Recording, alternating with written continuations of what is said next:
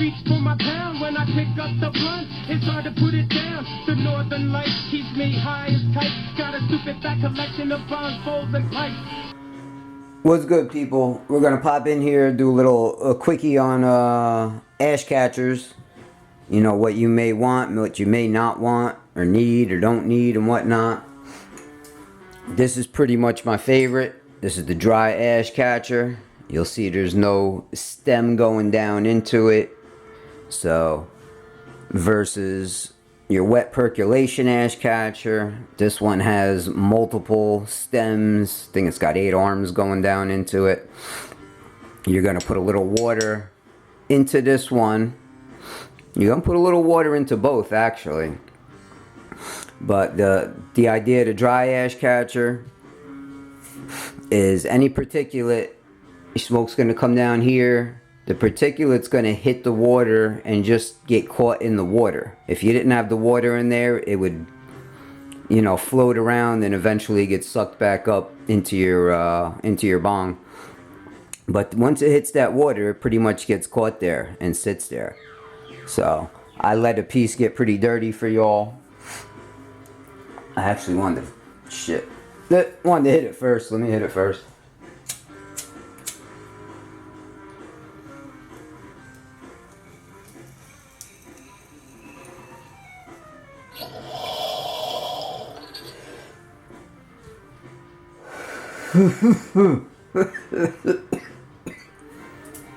Yeah, so we let this one get pretty dirty.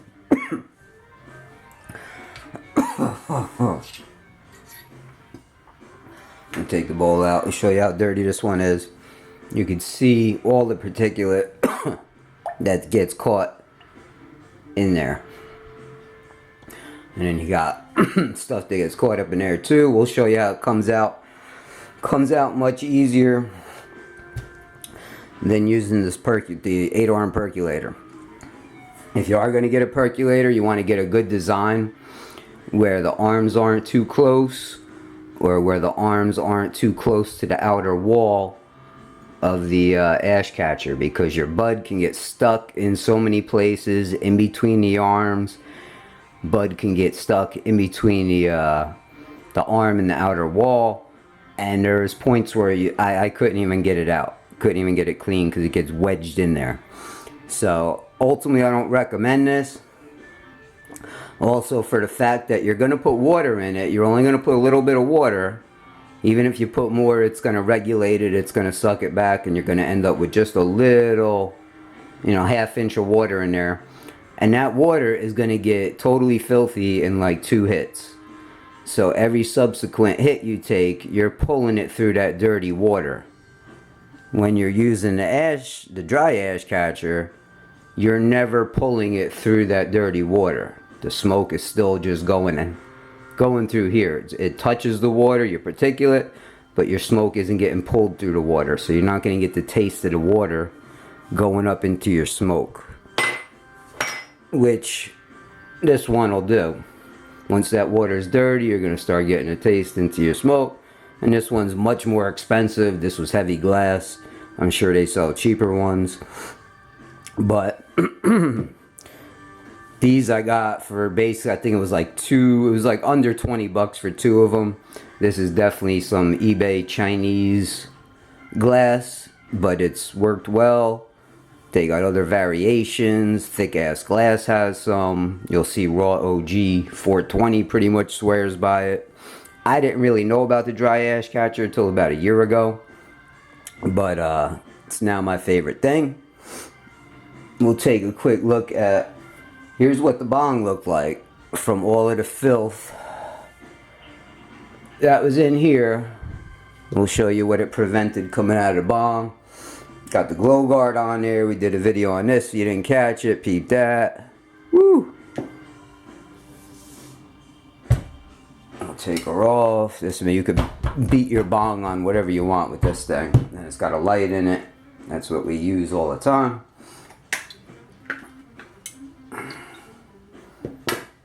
I don't know why we didn't have a light on in here.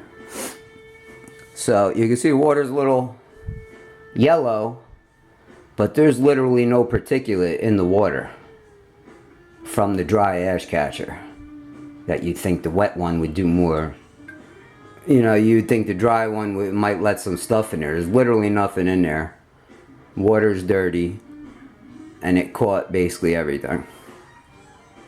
So, to clean this piece, you best off taking a Q-tip at first and doing like this area or whatever you can get.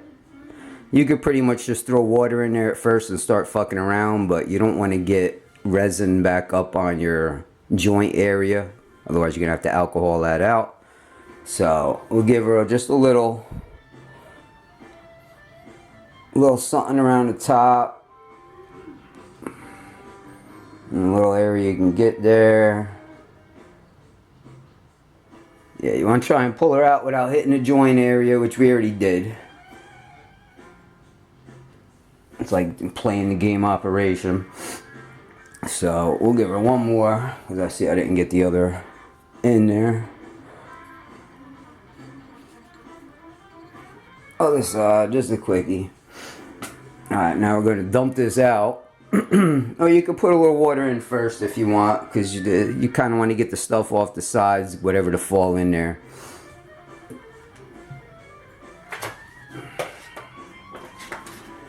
Which we'll do.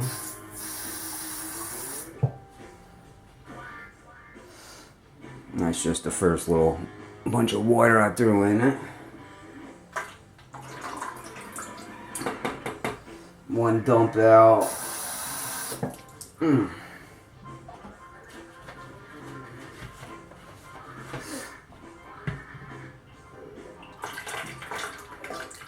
Two dump outs.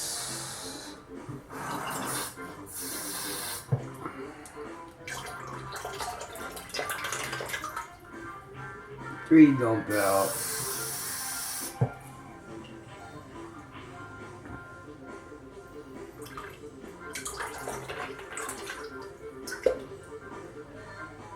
So that's with three dump outs. Another two will probably take out this bit here, or most of it. Yeah, that's what one more, and then you can also take the Q-tip, give it a little bend in the edge there, which will do one.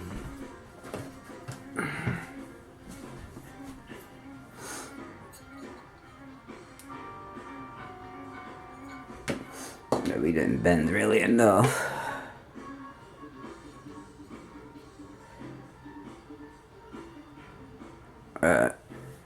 And that got everything in there.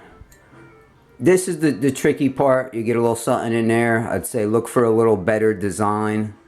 Most of this will come out, but there will be something left in the bottom corner. Let's see another.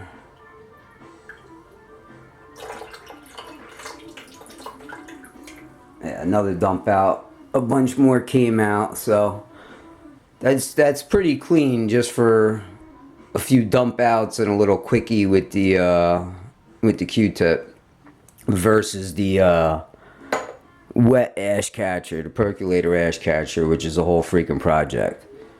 So I highly recommend the dry ash catcher. They're pretty cheap because there's less work into it. There's no percolator arms that have to be installed into it, and you know, it cleans easier, it's cheaper, especially if you got a bong.